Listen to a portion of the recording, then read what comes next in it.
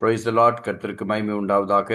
இந்த காலவெளியிலே ஒரு சிறிய தியானத்தை நாம் பார்ப்போம். வேதத்திலிருந்து சங்கீதம் 147வது சங்கீதம் 11வது வசனத்திலே சொல்லப்பட்ட வார்த்தையை நாம் பார்ப்போம். சங்கீதம் 147:11. தமக்கு பயந்து தமது கிருபைக்கு காத்திருக்கிறவர்கள் மேல் கர்த்தர் பிரியமாயிருக்கிறார். தமக்கு பயந்து, யாருக்கு? கர்த்தருக்கு பயந்து. இப்ப கர்த்தருக்கு பயப்படுகிறவர்கள் ஒன்று, அவருடைய கிருபைக்கு காத்திருக்கிறவர்கள் 2, அவர்கள் மேல் கர்த்தர் பிரியமாயிருக்கிறார். 2 காரியங்களையும் நம்மிடத்திலிருந்து தேவன் எதிர்பார்க்கிறதை நாம் பார்க்கிறோம். இதை குறித்து நாம் பார்க்கும் பொழுது, தாவீது கர்த்தரை சார்ந்து வாழ்ந்தார். கர்த்தருக்கு பிரியமான வழியிலே கர்த்தருடைய ஆலோசனைகள், கர்த்தரை துதிப்பதும், அவரை போற்றுவதும், அவருடைய வாழ்த்துவதும், அவர் செய்த நன்மைகளை நினைத்து அவருக்கு நன்றி செலுத்துவதும், அவர் கர்த்தரை மட்டும் சார்ந்து இருக்கிறவராய் காணப்பட்டார். ஒன்று, நாமும் அப்படித்தான் கர்த்தரை சார்ந்து வாழ்கிறவர்களாய் இருக்க வேண்டும். அடுத்ததாக, கர்த்தருக்கு பயந்து அவர் வழிகளில் நடக்கிறவன் எவனோ அவன் பாக்கியவான். அப்போ கர்த்தருக்கு பயந்து அவர் வழிகளில் நடக்கிறவர்கள் மேல் கர்த்தர் பிரியமாயிருக்கிறார். அப்போ கர்த்தருக்கு பயந்து நடக்கிறவர்கள் யார் என்றால், கர்த்தருடைய வார்த்தைக்கு கீழ்ப்படுகிறவர்கள், கர்த்தருடைய வார்த்தைக்கு செவி கொடுக்கிறவர்கள், அவர்கள்தான் கர்த்தருக்கு பயப்படுவார்கள். இதை சங்கீதக்காரர் தாவீது அநேக இடங்களில் சொல்லியிருக்கிறதை பார்க்கிறோம். அப்படி என்றால் நாம் கர்த்தருடைய வார்த்தைக்கு செவி கொடுக்கிறவர்களாய் இருப்போமானால் கர்த்தர் நம்மை பிரியமாயிருக்கிறார். அவருடைய இருதயத்திற்கு ஏற்றவாறு நாம் நடந்து கொள்ள வேண்டும். அவருக்கு சித்தமானதை நாம் செய்ய வேண்டும். ஆயினால்தான் நாம் ஜெபத்திலே சொல்வோம், பரலோகத்திலே உம்முடைய சித்தம் செய்யப்படுவது போல பூமியிலே உம்முடைய சித்தம் செய்யப்படுவதாக என்று வேதம் சொல்கிறது. அப்படி என்றால் நாம் அவருடைய சித்தத்தின்படி அவருக்கு பிரியமானவர்களாய் நடக்க வேண்டும் என்றால் அவருக்கு பிரியமானதை நாம் செய்ய வேண்டும். இதை தேவன் நம்மிடத்தில் எதிர்பார்க்கிறார். இது தாவீது எதை சொல்லுகிறார் என்றால், அவர் அவ்விதமாக நடந்து கொண்டார். கர்த்தருக்கு பயந்து அவர் கிருபைக்கு காத்திருந்து கர்த்தருக்கு பிரியமான வழியிலே அவர் நடந்தார் என்று அதான் வேதம் சொல்கிறது. நீதிமொழிகள் 12:22 உண்மையாய் நடக்கிறவர்கள் மேல் கர்த்தர் பிரியமாய் இருக்கிறார். நீதிமொழிகளில் பார்த்தீங்கன்னா நிறைய ஆலோசனைகள் சொல்லப்பட்டிருக்கும். உத்தம மார்க்கத்தவருக்கு கர்த்தரே, உத்தம மார்க்கத்தாரே கர்த்தருக்கு பிரியமானவர்கள் என்று. அப்போ நாம் உத்தமமாய் உண்மையுமாய் நடக்க வேண்டும் என்று தேவன் எதிர்பார்க்கிறார்.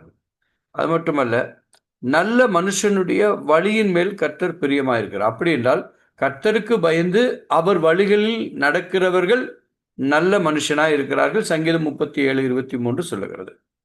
அப்படி என்றால் கர்த்தருக்கு பயந்து நடக்கிறவர்களாய் நாம் காணப்பட வேண்டும்.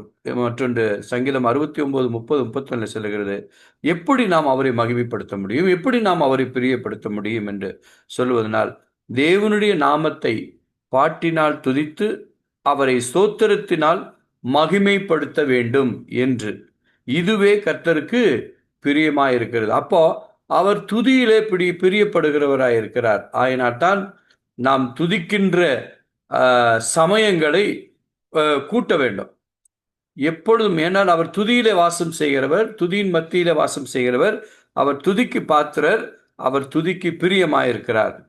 2 கொரிந்தியர் 9:7 சொல்லப்பட்டிருக்கிறது, உற்சாகமாய் கொடுக்கிறவனிடத்தில் தேவன் பிரியமாயிருக்கிறார். அப்புறம் தான தர்மங்கள் பண்ணுகிறவர் மேல். இப்போ இதெல்லாம் கர்த்தர் புதிய ஏற்பாட்டில் சொல்லியிருக்கிறார், பழைய ஏற்பாட்டில் தாவீது சொல்லுகிறார், மற்றும் எல்லா காரியங்களும் 1 பேதுரு 2:5 சொல்லுகிறது, ஆவிக்கேற்ற பலிகள் தேவனுக்கு பிரியம். அப்போ பரிசுத்த ஆவியானவர்களால் நிறைந்து அவருக்கு நாம் முழுவதுமாய் நம்மை அர்ப்பணித்து அவருடைய நாமத்தை மகிமைப்படுத்தி ஸ்தோத்திரத்தினாலே என்னை மகிமைப்படுத்துங்கள் என்று சொல்லுகிறார். என் மகிமை வேறு ஒருவனுக்கும் கொடேன் என்று சொல்லுகிறார். அப்படி என்றால் அப்படிப்பட்ட அவர் தேவன் எதெல்லாம் பிரியப்படுகிறார் என்பதை நாம் வேதத்திலிருந்து நாம் அதை பார்த்து அதன்படி நம்முடைய வாழ்க்கை முறைகள், நடைமுறைகள், கிரியைகள் எல்லாவற்றையும் நாம் மாற்றிக்கொள்ள வேண்டும். அதான் சொல்லுகிறார் கொலேசியர் 3:20, பிள்ளைகளே உங்களை பெற்றோருக்கு எல்லா காரியத்திலும் கீழ்ப்படியுங்கள், இதுவே கர்த்தருக்கு பிரியமானது. நம்முடைய பிள்ளைகள் பெற்றோருக்கு கீழ்ப்படிய வேண்டும். அப்படி என்றால் நாமும் பெற்றோருக்கு கீழ்ப்படிந்திருக்க வேண்டும், கீழ்ப்படிய வேண்டும். இதுதான் தேவனுக்கு பிரியமானது. நிறைய இருக்கு. ஆனால நாம் இந்த நாட்களில் தெரிந்து கொள்ள வேண்டியது என்னவென்றால், தமக்கு பயந்து அவருடைய கிருபைக்கு காத்திருக்கிறவர்கள் மேல் கர்த்தர் பிரியமாயிருக்கு. அப்ப யார் மேலெல்லாம் கர்த்தர் பிரியமாயிருக்கிறார், எதையெல்லாம் செய்தால் கர்த்தர் பிரியப்படுகிறார் என்பதை நாம் புரிந்து கொள்ள வேண்டும். என் அன்பு தேவனுடைய பிள்ளையே, நாம் எதற்காக அழைக்கப்பட்டிருக்கிறோம்? கர்த்தருடைய நாமத்தை, ஆனால்தான் மனுஷனை பிரியப்படுத்தாதபடிக்கு நாம் தேவனை பிரியப்படுத்துவர்களாய் இருக்க வேண்டும். தேவனுக்கென்று பிரியப்படுத்துகிற காரியங்களை நாம் ஆராய்ந்து பார்த்து, தேவனுக்கு சித்தமானதை, தேவனுக்கு பிடித்தமானதை, தேவனுக்கு அவர் எதை விரும்புகிறாரோ அதை நாம் செய்ய நம்மை முழுவதுமாய் ஒப்புக் கொடுப்போம்.